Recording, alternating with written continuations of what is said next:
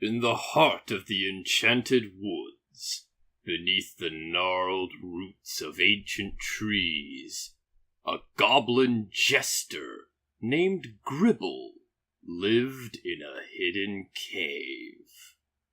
Gribble was no ordinary jester. He was a master of illusions, weaving magic into his tricks and jokes.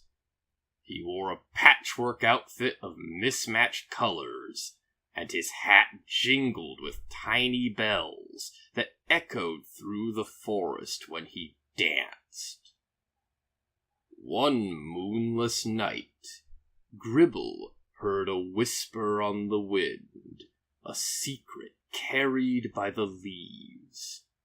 It spoke of a cave deep within the mountains, filled with treasures beyond imagination.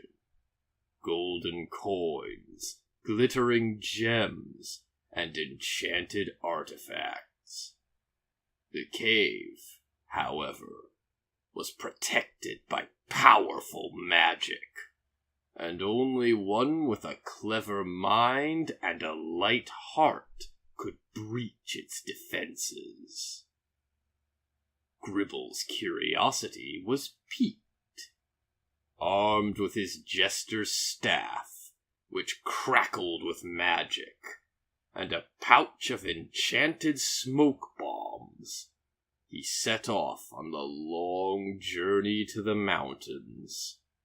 The path was treacherous, but Gribble was nimble and quick, his jests keeping the shadows at bay.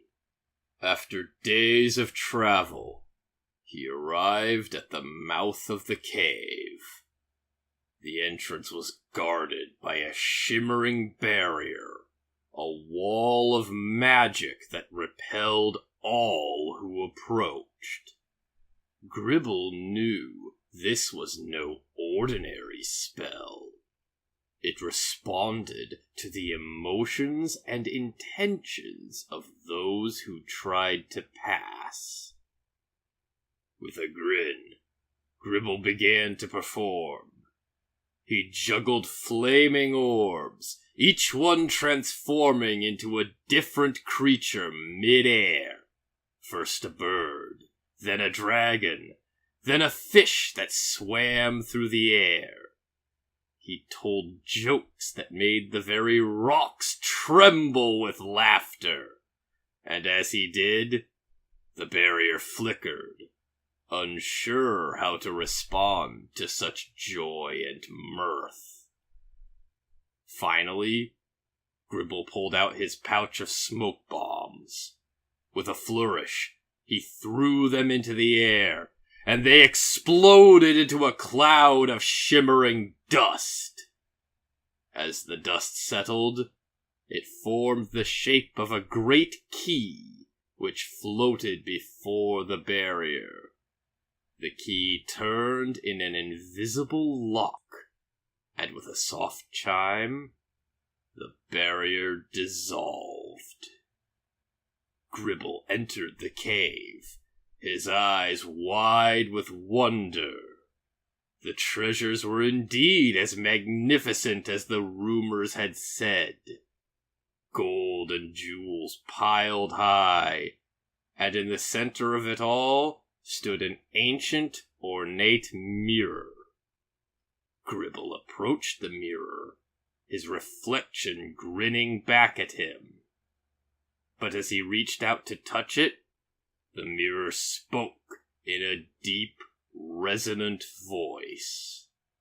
Only one who truly understands the value of laughter may claim the treasure. Gribble thought for a moment, then stepped back, shaking his head.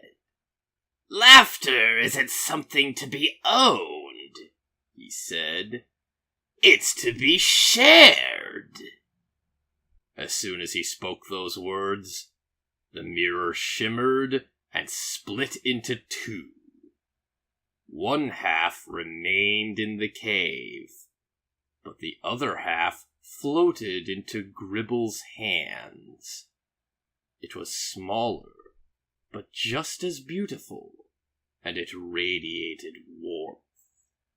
Gribble left the cave, treasure in hand, but he knew the true reward was the adventure and the lesson he had learned.